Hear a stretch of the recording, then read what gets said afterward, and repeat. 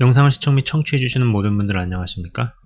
오늘의 구절은요, 마태복음 17장 2절에서 7절입니다. 마태복음 17장 2절에서 7절. 제가 읽도록 하겠습니다. 그들 앞에서 변형되사 그 얼굴이 해같이 빛나며 옷이 빛과 같이 희어졌더라.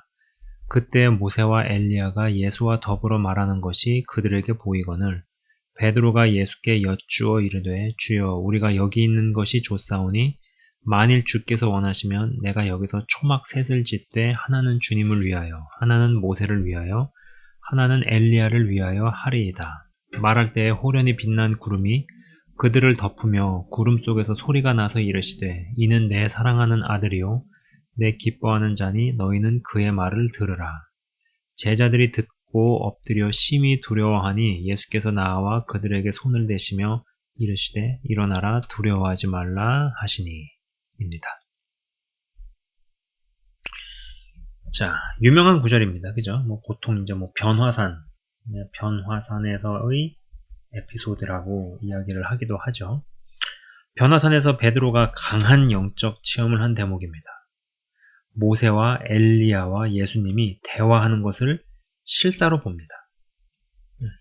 이 대목은 잠결에 꿈으로 보는 것도 아니고 비몽사몽도 아니고 의식이 있고 깨어있는데 경험한 일입니다. 이 정도면은요, 굉장히 센 성령 체험의 범주에 들어갑니다. 보통 이러한 일이 경험이 될 때, 그 사건과 나만 인식이 되고, 그 사건이 딱 있고요. 그 다음에 요것만 이렇게 인식이 되고, 그 주변의 모든 것들, 둘러싸고 있는 모든 것들은요, 마치 시간은 정지한 것 같고, 주변 환경은 내 인식 밖에서 돌아가죠. 어떤 이는 미래의 일을 너무나 뚜렷하게 보는 일도 있고요. 순간적으로 먼 거리를 이동하는 일도 있습니다. 여러 간증이라든지 이런 데서 소개가 되기도 하죠. 그렇죠? 어떻게 말로 표현하기가 어렵습니다. 이거 어떻게 언어로 다 표현을 하겠어요? 설명이 불가하다라는 겁니다. 그러나 이걸 부정을 할 수가 없죠. 더군다나 내가 이런 경험을 한다면 더더욱 그렇습니다. 베드로가 그것을 경험하고 나서 여기 있는 것이 좋다고 얘기합니다. 여기서 살고 싶답니다. 주께서 원하시면이라고 운을 뗐지만 본인이 더 원하고 본인이 더 바라는 것 같습니다. 초막 셋을 주님과 모세와 엘리야, 예수님과 엘리야, 모세 이 셋을 위해서 짓겠다고 합니다. 그러면 본인은 어디에서 살아야 하나요? 초막 셋이 아니라 초막 넷을 지어야 하는 것은 아닌가라는 좀 지극히 주관적인 생각을 해보기도 합니다. 어떤 이는요, 초막을 셋을 짓든 넷을 짓든 그러한 것은 중요한 게 아니다. 초막의 개수는 중요하지 않다. 그들을 위해 초막 셋을 짓고 자신은 어디든 아무데든 거해도 된다고 생각할 수도 있습니다. 그럴 수도 있죠. 받은 은혜가 크고 체험이 크니 그들에게는 초막이 있어야 하겠으나 나는 길거리에서 노숙을 해도 상관이 없다고 생각할 수도 있습니다. 사실 어떤 의미에서는요, 이 초막 셋이라 하니까 마치 이 엘리야랑 모세가 예수님과 동급인 것 같은 느낌도 듭니다. 그러나 모세와 엘리야가 아무리 대단한 구약의 인물이어도 예수님과 동등될 수는 없습니다. 그러나 이 구약의 가르침을 받으면서 유대인으로서 나고 자란 이들에게 이 모세와 엘리야라는 인물은요, 굉장히 큰 사람들임은 분명합니다. 여기에 해당하는 사람들이 아브라함이라든지 아니면 다윗 왕, 굉장히 큰 인물들이죠. 큰 사람이죠. 일개 유대인에게 있어서 그들은 너무나 큰 사람입니다. 여러분, 큰 사람을 만나보셨습니까? 큰 사람. 사람이 큰데 내가 좋아하고 존경하기까지 하면은요, 사실 한자리에서 이 겸상을 하는 것도 영광입니다. 눈도 제대로 마주하지를 못하죠. 밥이 입으로 들어가는지 코로 들어가는지도 모릅니다. 좋으면서도 긴장되면서도 약간의 어떠한 불편함도 생길 수 있다라는 것이죠. 너무 큰 사람과 함께 하면은 그렇습니다. 초막이 넷이어야 할 것도 같고, 초막은 예수님만을 위해 하나만 있어야 함이 맞는 것도 같습니다만, 개수와 상관없이 그런 것을 다 떠나서 이 부분은 보는 시각에 따라서 다를 수 있을 겁니다. 초막이 몇 개여야 하냐, 이런 거는 그러죠. 그러나 이제 한 가지 분명한 것은 정말 한 가지 이거는 명확하구나, 이건 진짜 그렇구나라고 생각할 수 있는 것은요, 베드로는 지금 횡설수설하고 있다. 그는 분명 취한 것처럼 횡설수설하고 있으며 자신이 지금 무슨 말을 하고 있는지도 모르면서 아무 말이나 무언가에 취해서 말하고 있다는 것은 분명해 보인다라는 것입니다. 자, 여러분, 얼마 전에 이 돈 스파이크라는 작곡가가요, 마약으로 인해 구속되는 것을 저는 보았습니다. 히트곡 작곡가에 요식업으로 꽤나 성공한 사람으로 알려져 있었는데 마약 사범으로 구속이 되면서 인생이 한순간에 나락으로 갔습니다. 그러면서 그가 생각보다 오래전부터 마약을 했구나라고 추정할 수 있는 방송 캡처들을 몇 개 봅니다. 몇 개 봤어요. 그런데 저는 성령 체험도 분명 사람으로 하여금 무언가 도취한 듯이 무언가 착각하게 만드는 요소가 있다고 봅니다. 센 성령 체험을 하고 나서 베드로가 이상한 말을, 무언가 횡설수설하는 말을 하는 것을 보면 확실히 세게 성령 체험을 하고 나서 겪거나 통과하는 과정이 있는 것 같습니다. 일단 체험하고 나서 자신이 뭐라도 된 줄 안다는 것이죠. 내가 뭐라도 된 듯한 기분. 그러나 이제 막 영적 여정을 시작한 것에 불과합니다. 헌데 무언가에 취한 것처럼 허공 위에, 구름 위에 걷는 것만 같습니다. 히로뽕이나 다른 마약이 가져다주는 어떤 환희를 어느 정도 느껴서인지는 모르나 그러한 체험들을 갈구하거나 갈망합니다. 이게 약으로부터 나오는 체험이나 경험과는 완전히 본질적으로는 다르겠지만은 다른 의미에서 어떤 유사성이라는 것이 존재할 수 있다라는 생각이죠. 그래서 이러한 흔히 말하는 어떤 성령에 취해 있는 이러한 상태가 계속되어 있을 때는 보통 이러한 현상들을 보이는 것 같습니다. 체험들을 갈구하고 뭔가 영적인 것들을 굉장히 갈망하죠. 여기저기 집회를 찾아다닙니다. 이런 일들은요, 저는 적어도 동기가 바르다면 귀하다고 봅니다. 아무것도 안 하고 아무 데도 안 가는 것보다 그런 데를 찾아서 가서 뭔가 충전을 받고 도전을 받고 은혜를 받는 거 귀한 것이죠. 그러나 그런 동기가 적어도 이러한 성령에 취해 있는 상태에서 약을 하는 사람이 더 강렬한 약을 찾아서 헤매고 구입을 하는 것처럼 더 센 체험, 더 강한 역사를 찾기 위해서, 경험하기 위해서 다닌다라면은 과연 그 의도가 바른 것일까라고 생각을 한다라는 것이죠. 예배나 집회 참석은 그 자체로도 의미 있고 귀하다라는 것입니다. 그러나 성령 뽕을 맞고 성령뽕이라 하니까 조금 약간 불경스럽기도 하네요. 그러나 어찌됐든지 간에 이렇게 이야기를 하면은 조금 더 내용 전달이 강하게 될 거라는 생각입니다. 더 센 성령의 역사와 성령의 체험과 어떠한 성령을 경험하는 것에 취하고 싶어서 그러한 곳을 찾아다니고 헤매고 다닌다면 그것은 분명 바르지 않다라는 것이죠.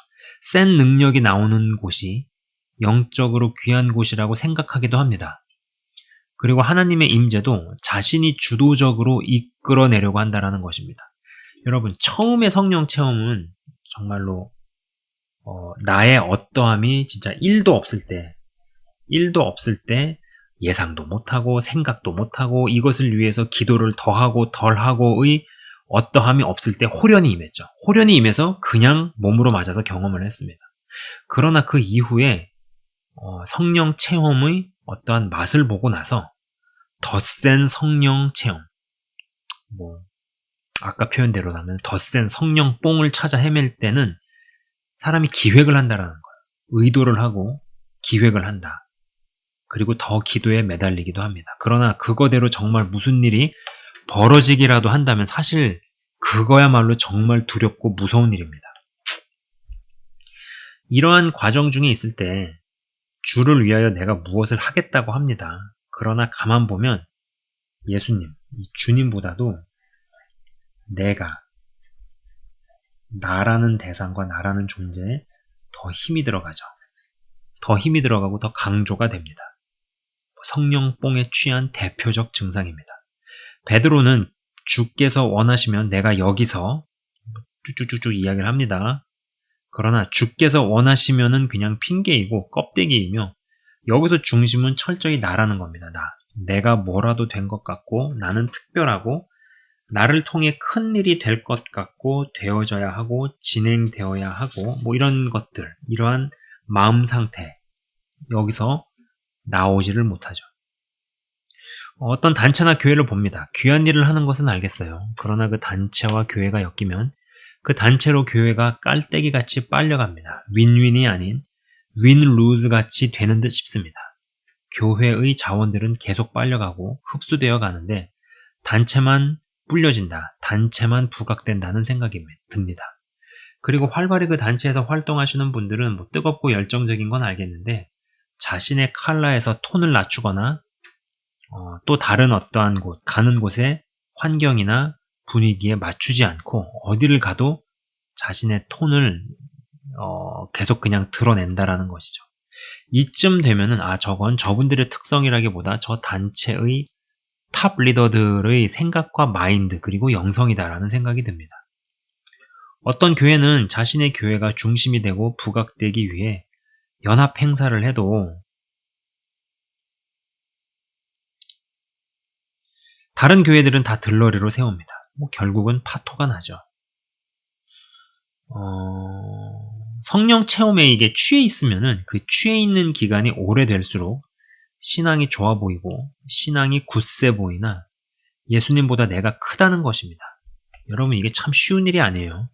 이것이 이러한 모드, 이러한 상태가 병적으로 확장이 되면 내 교회, 우리 목사님만 대단하고 특별한 걸로 압니다.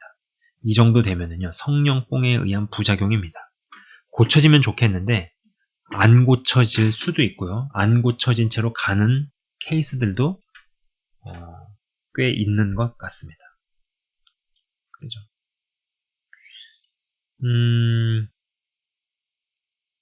자, 이제 좀 정리를 해 봅시다.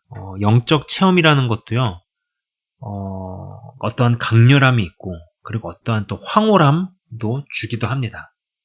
물론 이제 성격과 근원적인 것은 이 마약에 취하고 약쟁이가 되는 것과는 완전히 이제 이건 다른 것이긴 하지만은, 그래도 어떠한 좀 약간 비스무리한 특성이 겹치는 부분이 있다라는 것이죠. 일단 약쟁이가 되면은 더 세고 더 강하고 더 강도가 강한 쪽으로 이동을 해 가듯이 성령 체험도 어떠한 체험이 강렬했을 때 그리고 그 체험이 가져다 준 황홀감이나 이런 것들이 기억이 있을 때 더 강한 체험을 찾아 헤맬 수 있습니다. 그래서 그러한 역사가 나타나고 능력이 있다라는 곳으로 가기도 하고 더 강렬한 체험이 있는 집회라든지 교회라든지를 찾아다닐 수 있어요. 얼핏 보기에는 굉장히 뜨겁고 믿음이 좋아 보입니다만 그것이 취한 상태에 있는 것이라면은 그것이 가져다 줄 어떠한 여파, 혹여라도 본인이 의도하고 계획했던 대로 뭐라도 나타나고 어떤 능력이라도 나타나고 은사라도 열리고 뭔가가 경험이 된다면 사실 저는 그게 굉장히 무서운 걸로 본다라는 것입니다. 그래서 어떠한 기간 동안에는 성령의 역사를 찾아다니고 능력이 있는 사역자 또 권능이 있는 집회를 찾아다니기도 하는데 사실 그러한 배후나 그러한 마음 뒤편에는 내가 하나님의 역사를 의도를 하거나 기획을 하거나 심지어는 움직이고 조종을 하려는 이러한 심리까지도 사실 어느 정도 작용을 한다라는 것이죠. 그러나 그러한 부분들은 다 빠져야 하는 것입니다. 그래서 두 번째로 이제 그런 것들을 기획을 하고 기대를 하고 기도를 해도 하나님의 성령의 역사라든지 아니면 제2의 성령 세례 같은 것이 내가 생각하고 바란 대로 주어지진 않죠. 실망스럽기도 하고 힘이 빠지기도 하지만 사실 그거는 그 사람을 위한 하나님의 진정한 사랑이고 인도하심이며 배려라는 생각을 더 하게 됩니다. 여러분 그렇잖아요. 인생이라는 거, 특별히 하나님을 믿고 우리가 하나님의 자녀가 되는 거, 예수님의 은혜를 통해서, 예수님의 십자가 구속 사건을 통해서 우리가 하나님의 자녀가 되었을 때, 여러분 한번 잘 생각해 보십시오. 정말로 어떠한 일이라는 것이 내가 생각한 대로, 내가 예상한 대로, 내가 계획한 대로만 다 되어진다라고 하면은 그 사람이 정말로 하나님을 믿고 따르는 하나님의 자녀로 남을 수 있을까? 그렇기 때문에 의도성이 들어가고 기획을 하고 하는 그거대로 성령께서 우리에게 어떠한 체험이라든지 기름 부으심이나 어노인팅을 허락하지 않으시는 게 어쩌면 진정한 복일 수 있다라는 생각입니다. 자, 여기까지 이야기를 하도록 하죠. 잠깐 기도하고 마치도록 하겠습니다. 하나님 아버지 감사합니다. 초막이 4개가 필요하든 3개가 필요하든 그거는 사람마다 보는 관점이 다를 수 있음을 고백을 합니다. 그리고 이러한 이야기든 저러한 시각이든 그럴싸하겠구나. 그러나 한 가지 분명한 것은 베드로는 자신의 체험이 너무 강해서 무언가 횡설수설을 했고, 그리고 자신이 무슨 말을 하고 있는지 본인도 잘 모르고 이야기를 했다라는 것입니다. 체험이 너무 강하게 될 때 자신이 하는 말이나 자신이 갖는 그런 생각이 정작 자신을 잘 모르고 하는 것일 수 있습니다. 자아가 굉장히 과도하게 포장이 되는 일도 있고, 그리고 자기 자신을 너무 아닌 것으로 호도해버리는 일도 있습니다.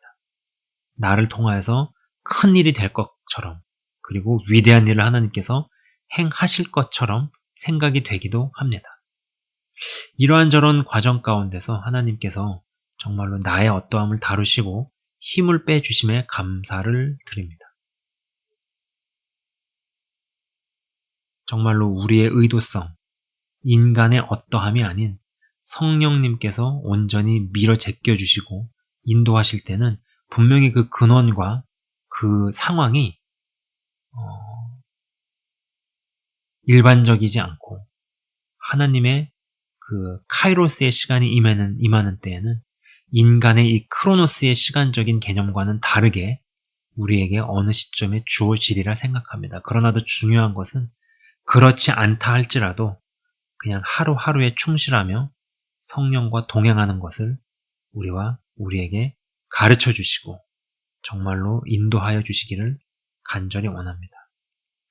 이러한 뽕이 빠지고 힘이 빠지고 자아가 다스려짐으로 말미암아 진정한 하나님의 카이로스의 시간이 임할 때에 나는 죽고 예수만 드러나며 나는 없어지고 예수님께서만 온전히 행하시고 일하실 수 있는 귀한 통로로서 다 서게 하옵소서. 감사합니다, 주님. 감사합니다. 영상을 시청 및 청취하시는 한 분 한 분을 주께서 이끄시며 지금보다 더 건강하고 단단하고 그리고 깊은 믿음의 뿌리, 신앙의 뿌리를 주님께 더욱더 내리게 하옵소서. 예수 그리스도 이름으로 기도드리옵나이다. 아멘. 지금까지 시청 및 청취해 주셔서 대단히 감사합니다.